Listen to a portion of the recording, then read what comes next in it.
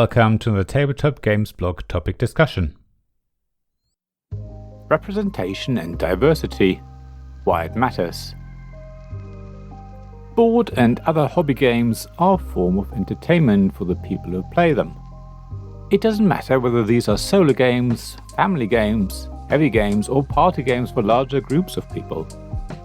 There should be a game for anyone and everyone.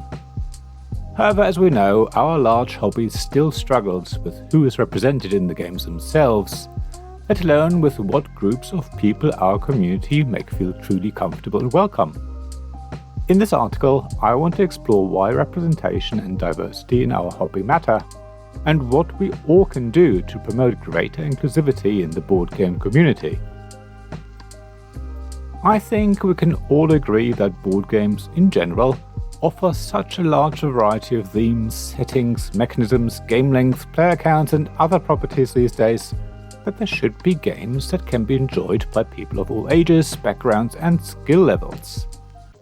I'm not a board game designer myself, but I don't see any reason why someone couldn't make a game that features characters who are non-binary, women, or people of color, that focuses on lesbian, gay, bisexual, or two-spirit themes, that allows players to experience what it's like to be transgender, or that is playable by blind or visually impaired people without the need for vision tools or the help from a sighted person. The thing is, these games already exist.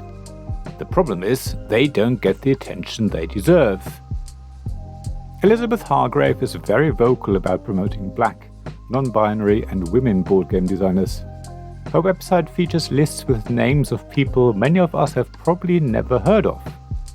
While designers often are less well known in our hobby than publishers, it's still evident that we can probably name a good dozen or more white male designers, but maybe only half a dozen or fewer black or women designers, and even fewer non-binary ones. In fact, even Elizabeth's lists show a huge imbalance. There are many fewer black designers on her site than women or non-binary designers. I appreciate these lists are probably not complete, but they do offer an indication of what types of designers our hobby currently attracts. If Elizabeth's website had a list of male designers, it would show how hugely male-dominated the board game design space still is. I'm sure that trend continues into other areas of the hobby game industry. After all, the business world in general still mostly consists of white men, so it's not a far stretch to assume the same is true for board games. I don't think I really need to spell out the benefits of representation and diversity. It should be obvious. Setting the context for my article does make sense though. So let me explain why I think it's so important that the games in our hobby are inclusive. In fact, let me start at the opposite end. Games that perpetuate stereotypes or exclude certain groups of people create a sense of alienation. Not only that, stereotypes and exclusion are always harmful. Whether it's done intentionally or not, games that typecast or ignore the existence of people at best tolerate and at worst legitimize hostility towards specific groups. We all know at least one game that depicts women as weak or helpless. We can probably also think of a game that relies on racist or homophobic humor. These games send a message that those groups are not valued or respected in the board game community. In a best case scenario, this leads to players feeling unwelcome or excluded from the hobby. More often than not though, these games encourage people in our hobby to actively work against specific groups, as they feel they have a right to do so. On a more practical level, by representing more diverse groups of people in games, publishers can reach a wider audience and appeal to a broader range of players. It's pretty simple economics. The more people you include, the bigger your potential market. As a result, you can sell more games and make more money. Of course, there's also a benefit to us consumers. Representation and diversity lead to more creative and interesting game mechanisms, settings, and themes. If a game draws on a wide range of cultural and historical influences, games are going to be more engaging and thought-provoking for players. I know people often shout they don't want to have to deal with politics in the hobby. We know that's nonsense, of course, but even those people should see how the games they love would become much more interesting if they were based on a wider range of ideas, historic events, or other concepts. While the benefits of representation and diversity should be clear now, achieving these goals is not always easy. There are several challenges that designers, developers, and publishers face when trying to create a more inclusive game. One of the biggest ones is overcoming unconscious biases.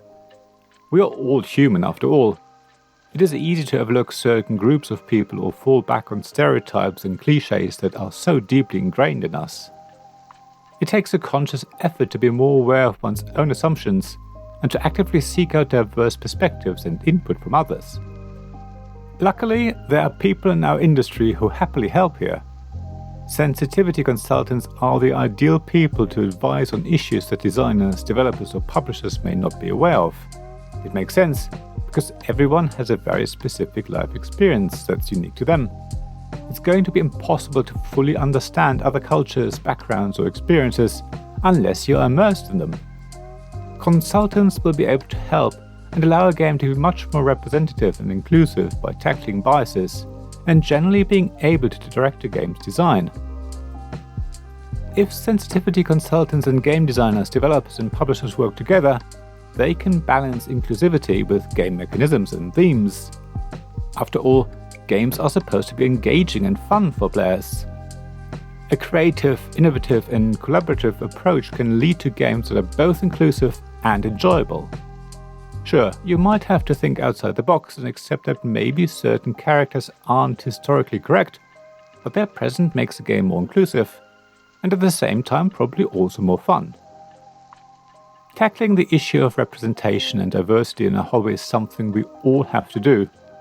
We can't leave it up to publishers, event organizers, or big names in our industry to sort it all out for us. Making our community more welcoming and inclusive starts at the roots. If you love playing games, then seek out diverse perspectives and input, and maybe petition your favorite publisher to make a game about them. Try and overcome biases and actively work to challenge them. Actively look for games designed by people from different cultural backgrounds, different sexual orientations or genders, or with different abilities, and then buy and play them to expose yourself to new ideas. As you do so, you support game designers who are working to create more diverse games. Talk about your experience with these games with your friends and maybe on social media. Lastly, but probably most importantly, speak out against games that perpetuate harmful stereotypes or exclude certain groups. Call out harmful behavior when you see it. If you're at a convention, report it to the relevant people. It's time that we no longer accept the status quo. It's time to move forward and actively make our hobby an inclusive space where everyone is welcome and can feel safe. I know this has been a long article, so thank you for making it this far. Now I want to know what you think about representation and diversity as well as inclusivity. Have you come across bad behavior before? How did you deal with it? What games can you name that promote diversity? What designers can you name who are not white men? Is there anything you suggest we should do to make our hobby a better place for everyone? Please share your thoughts on the blog at tabletopgamesblog.com. I'd love to hear from you. Thank you for listening to this Tabletop Games Blog topic discussion podcast. Please check the description below for links mentioned in this episode, as well as to the written version of this article on the blog. If you enjoyed this episode, please subscribe, give us some stars, or leave a review.